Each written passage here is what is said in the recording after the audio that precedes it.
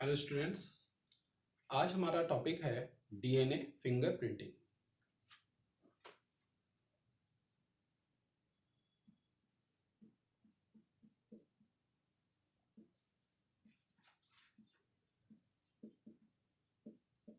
DNA fingerprinting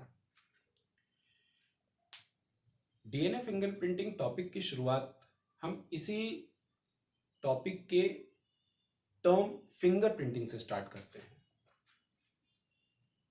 fingerprinting, आप सभी लोग अलग अलग ब्रांड्स के मोबाइल्स यूज करते हैं और अक्सर आपने देखा होगा कि कुछ मोबाइल्स में थंब प्रिंट इम्प्रेशन से या उंगली के किसी इम्प्रेशन से लॉक खुलता है। तो ये मोबाइल्स में फिंगरप्रिंट स्कैनर्स की हेल्प से मोबाइल के लॉक खुलने का जो सिस्टम है वो हमारे फिंगरप्रिंट्स को आइडेंटिफाई करता है और जिस ओनर का वो मोबाइल होता है वो सिर्फ उसी के फिंगरप्रिंट से खुलता है।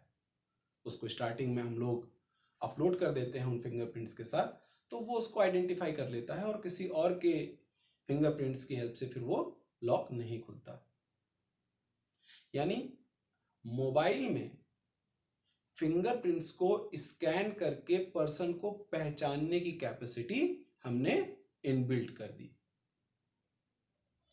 तो क्या हमारे पास कोई ऐसी टेक्निक है जब हम दो इंडिविजुअल्स के डीएनए को स्कैन करके, जी हां, डीएनए को स्कैन करके हम इंडिविजुअल्स को पहचान सकें?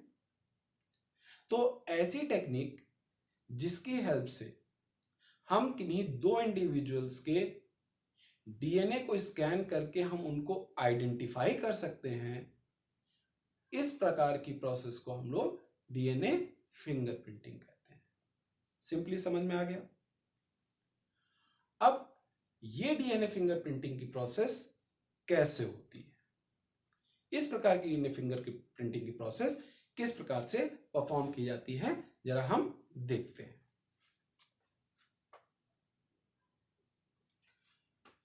जैसा कि हमें मालूम है कि किन्हीं दो इंडिविजुअल्स में बहुत सारी सिमिलरिटीज हो सकती हैं, लेकिन फिंगरप्रिंट लेवल में दुनिया में कोई भी दो इंसान सेम फिंगरप्रिंट के साथ नहीं पैदा होते। इसी प्रकार से हमारे लिविंग वर्ल्ड में मान लीजिए कोई भी दो ऑर्गेनिजम्स हैं, दो इंडिविजुअल्स कहना चाहिए, दो इंडिविजुअल्स हैं, इन इंडिविजुअल्स में बहुत सारी सिमिलरिटीज हैं। अगर हम ह्यूमंस के ही एग्जाम्पल में लें तो ह्यूमंस में अप्रोक्सीमेटली 99.9% डीएनए हर ह्यूमंस का सेम है।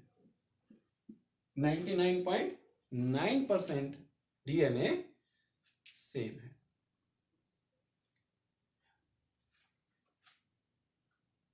डिफरेंस है हमारे किसी भी दो इंडिविजुअल्स के बीच में, जो जीनोमिक डिफरेंस है वो सिर्फ 0.1% का है, 0.1% का। और ये अगर हम न्यूक्लियोटाइड्स के बेस पेयर्स के बेस पे बात करते हैं तो ये भी संख्या कम नहीं है, 3 × 10⁶ बेस पेयर ये डिफरेंस आता है। यानी कि अर्थ पे मौजूद कोई भी ह्यूमंस आपस में जेनेटिकली 99.9% सिमिलर होते हैं। उनमें जेनेटिक लेवल पे 0.1% की डिसिमिलरिटी पाई जाती है और हम इसी डिसिमिलरिटी को डीएनए पॉलीमॉर्फिज्म के नाम से जानते हैं। किस नाम से जानते हैं? DNA polymorphism. जिस तरीके से इंसान में किसी दूसरे इंसान से 99.9% जो प्रोपोर्शन है कैरेक्टर्स का वो सेम है। 0.1% हम डिफर करते हैं, मान लीजिए फिंगरप्रिंट्स के ही बेस पे। उसी तरीके से हम 99.9% अर्थ पे मौजूद किसी भी इंसान से सिमिलर होते हैं। 0.1% का जो प्रोपोर्शन होता है यही डिफरेंस होता है। जेनेटिक लेवल पे हम 0.1% पे ही डिफरेंस होते हैं। तो हमारी पहचान के लिए डीएनए लेवल से दो इंडिविजुअल्स की पहचान के लिए हमारे पास जो ये 0.1% डीएनए है यही बहुत बड़ा रोल प्ले करता है। और इसी को हम डीएनए पॉलीमॉर्फिज्म के नाम से आते हैं। जैसा नाम से आपको समझ में आ रहा होगा, पॉली मतलब बहुत सारे, मॉर्फिज्म जिसकी मॉर्फोलॉजी अलग अलग हो। अब डीएनए की मॉर्फोलॉजी का मतलब उसके बेस पेयर सीक्वेंस से है, उसके बेस पेयर सीक्वेंस से। तो अब हम इस टॉपिक में पढ़ेंगे कि हम इस 0.1% डीएनए को कैसे कैरेक्टराइज करते हैं, कैटेगराइज करते हैं, और इसके बारे में और क्या क्या हमारे पास जानकारी है। क्योंकि डीएनए फिंगरप्रिंट के प्रिंटिंग के लेक्चर के पहले फेज में हम इसी डीएनए पॉलीमॉर्फिज्म के बारे में पढ़ने जा रहे हैं, यानी कि हम पढ़ने जा रहे हैं 0.1% डीएनए जो कि पॉलीमॉर्फिज्म शो कर रहा है। अब इस 0.1% डीएनए को हम एक एग्जाम्पल से, इसके पॉलीमॉर्फिज्म को हम एक एग्जाम्पल से समझने की कोशिश करते हैं।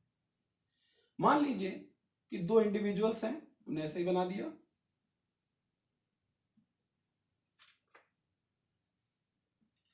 और इन दोनों इंडिविजुअल्स के डीएनए को हमने टोटली एक्सट्रैक्ट कर लिया है।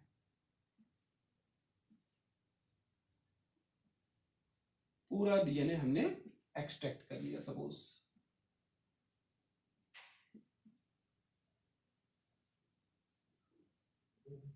अब हमने क्या किया,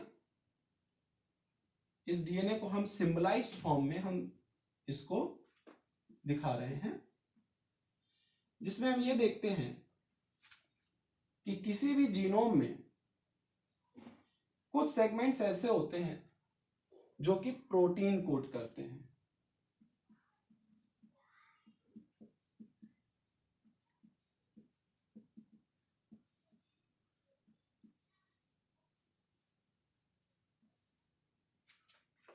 इसमें भी प्रोटीन कोड करते हैं।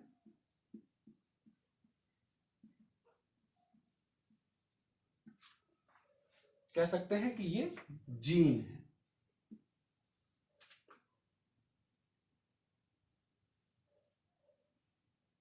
तो ये जो 0.1% का डिफरेंस है, ये क्या जेनेटिक लेवल पे जो वेरिएशन है ये जीन लेवल पे होता है? हाँ, जीन लेवल पे भी होता है।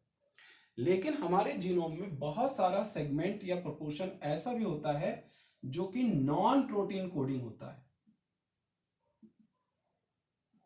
इस इंडिविजुअल में भी इसी प्रकार का नॉन प्रोटीन कोडिंग रीजन पाए जाएंगे। अब इस नॉन प्रोटीन कोडिंग सीक्वेंसेस को हम लोग रेपिटेटिव डीएनए के नाम से जानते हैं। तो इस जीनोम में भी, इस इंडिविजुअल के जीनोम में भी आपका रेपिटेटिव डीएनए पाया जाएगा। अब जैसे इसके नाम से ही आपको समझ में आ रहा होगा, रेपिटेटिव यानी कि बार बार रिपीट होने वाला। लेकिन ये प्रोटीन कोड नहीं करता। अब ये जीनोम में क्या करता है इसके बारे में हम किसी और लेक्चर में आपको विस्तार से बताएंगे।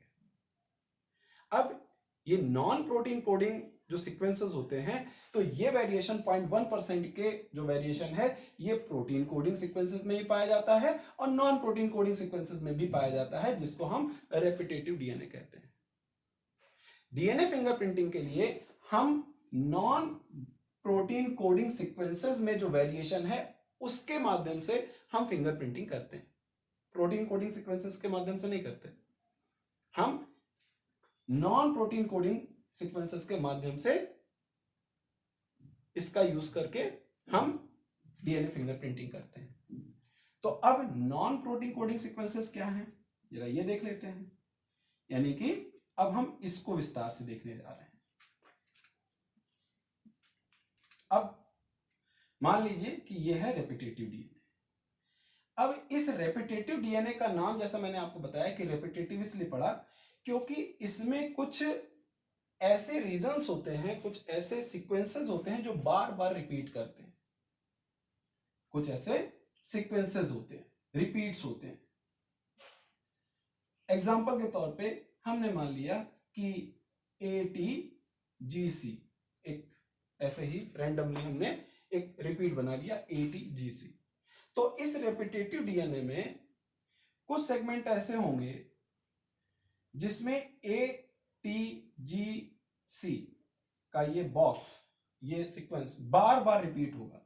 तो बार बार ATGC ATGC ATGC इस तरीके से ये आएगा। और ये जो सीक्वेंसेस होते हैं यूनिवर्सल होते हैं। यूनिवर्सल का सेंस मतलब यहां पे ये है कि जीनोम में ये ATGC हर जीनोम में मौजूद होंगे। दुनिया के किसी भी मनुष्य में, किसी भी ह्यूमन में ये ATGC मौजूद होंगे।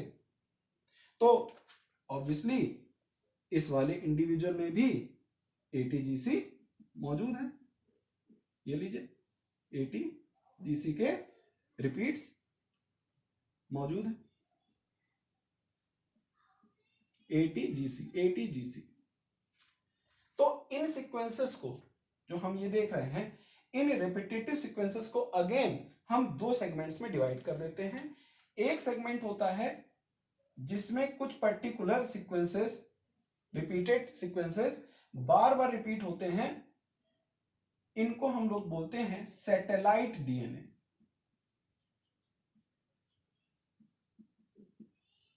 इनको हम बोलते हैं सैटेलाइट डीएनए।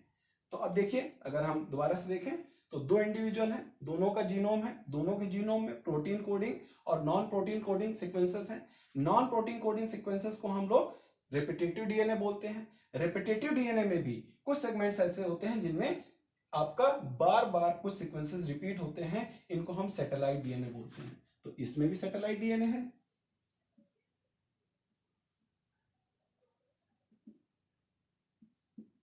तो बाकी के सेगमेंट को क्या बोलते हैं? इस सेगमेंट को बोलते हैं bulk genomic DNA.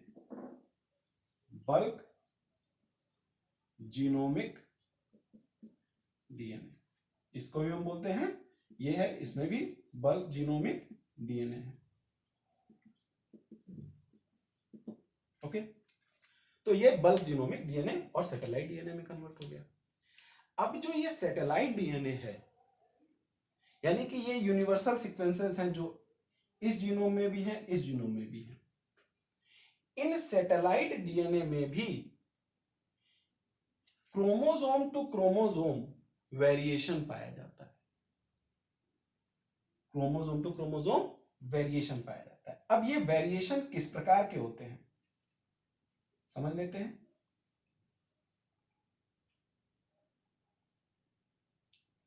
Variation number of tandem repeats. दूसरा वेरिएशन हो सकता है लेंथ ऑफ सेगमेंट।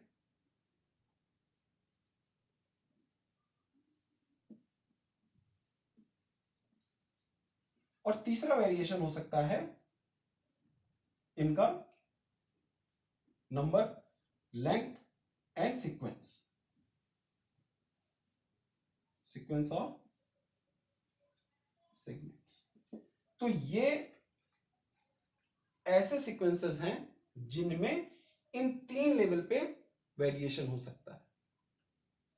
अब इन तीनों लेवल में हमने सिलेक्ट किया नंबर का, number of repeats.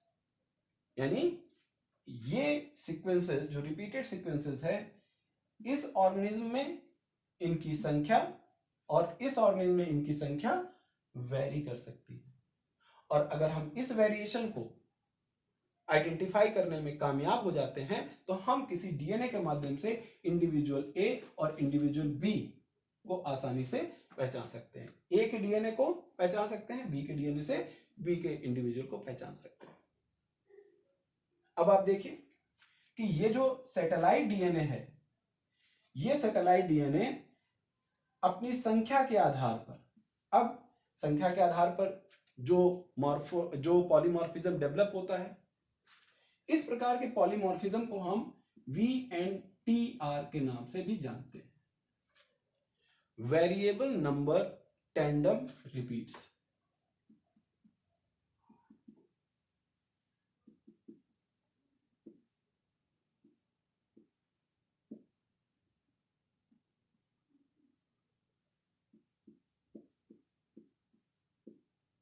Variable number tandem repeats, variable यानी कि अलग अलग तरीके का, नंबर संख्या के आधार पर, टैंडम जो एक के तुरंत बाद दूसरा, जैसे ATGC के बाद तुरंत ATGC, फिर ATGC के बाद फिर ATGC, this is tandem pattern.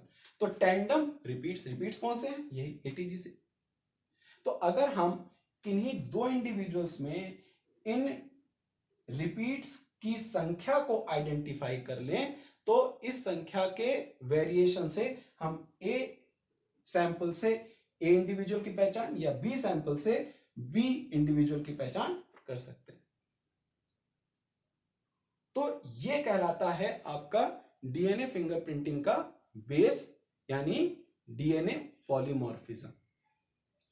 इस लेक्चर में हमने सिर्फ डीएनए पॉलीमॉर्फिज्म यानी डीएनए फिंगरप्रिंट के बेस को बताया है। एक बार फिर से रिकैप करते हैं, पूरे लेक्चर को बहुत आसानी से समझ में आ जाएगा। हमने एग्जांपल लिया कि एक मोबाइल में हम थंबप्रिंट की हेल्प से या फिंगरप्रिंट की हेल्प से हम किन्हीं दो अलग अलग लोगों के फिंगर एक्सप्रेशन से किसी व्यक्ति को आइडेंटिफाई कर लेते हैं। फिर हमने कहा कि क्या ह्यूमंस में डीएनए लेवल पे भी ऐसा कुछ होता है? तो दो इंडिविजुअल्स जेनेटिकली, अगर हम ह्यूमन का एग्जांपल लेते हैं, ये एग्जांपल हमने ह्यूमन का लिया है, तो ह्यूमन में 99.9% डीएनए सेम होता है, किन्हीं दो इंडिविजुअल्स में 99.9% डीएनए सेम होता है। तो वेरिएशन कहां पे है? 0.1% डीएनए में। तो हम पहचान के लिए सिर्फ इसी 0.1% डीएनए का इस्तेमाल कर सकते हैं। तो सबसे पहले तो ये जो वेरिएशन है इसको टेक्निकली हम लोग बोलते हैं डीएनए पॉलीमॉर्फिज्म। इसको हम क्या बोलते हैं? DNA polymorphism. और इसी पॉलीमॉर्फिज्म का इस्तेमाल करके हम डीएनए फिंगरप्रिंट को टेक्निक को डेवलप करते हैं। अब सबसे पहले डीएनए फिंगरप्रिंटिंग को समझने के लिए हमें डीएनए पॉलीमॉर्फिज्म समझना पड़ेगा। बहुत सिंपल सी बात है, मैंने आपसे बताया कि 0.1% डीएनए डिफर कर रहा है। तो यह डिफरेंस प्रोटीन कोडिंग सीक्वेंसेस में भी पाया जाता है और नॉन प्रोटीन कोडिंग सीक्वेंसेस में भी पाया जाता है। हमारे जीनोम में नॉन प्रोटीन कोडिंग सीक्वेंसेस के भी बहुत सारे फंक्शंस होते हैं, तो इनमें भी पाया जाता है और इनमें भी पाया जाता है। वेरिएशन ओवरऑल पूरे जीनोम में। लेकिन डीएनए फिंगरप्रिंटिंग में हम सिर्फ नॉन प्रोटीन कोडिंग सीक्वेंसेस को ही इस्तेमाल करते हैं, पहली बात। अब ये जो नॉन प्रोटीन कोडिंग सीक्वेंसेस हैं, इनको हम दूसरे नाम से यानी कि रेपिटेटिव डीएनए के नाम से भी जानते हैं। रेपिटेटिव, जहां पर डीएनए के कुछ न्यूक्लियोटाइड सीक्वेंसेस बार बार रिपीट होते हो। ओके, अब इन रेपिटेटिव डीएनए सीक्वेंसेस को अगर हम फिर से देखते हैं तो इसमें भी कुछ सीक्वेंसेस ऐसे हैं जिनको हम लोग कह सकते हैं कि ये रिपीट्स हैं और इन रिपीट्स की बार बार रिपीट होने की टेंडेंसी के बेस पर या उनकी लेंथ के बेस पर या उनके सीक्वेंसेस के बेस पर, ATG है, AT रिच रीजन है या GC रिच रीजन है, इसके बेस पर हम लोग इन सैटेलाइट डीएनए के गुण स्थापित करते हैं, इनके कैरेक्टर्स डेवलप करते हैं और इन्हीं कैरेक्टर्स को पहचान कर हम आसानी से डीएनए फिंगरप्रिंटिंग की शुरुआत करते हैं। तो इस लेक्चर में हमने आपको डीएनए पॉलीमॉर्फिज्म से संबंधित कुछ महत्वपूर्ण जानकारियां दी। अब अगले लेक्चर में हम डीएनए फिंगरप्रिंटिंग से जुड़ी हुई प्रोसीजर के बारे में डिस्कशन करेंगे। Thank you.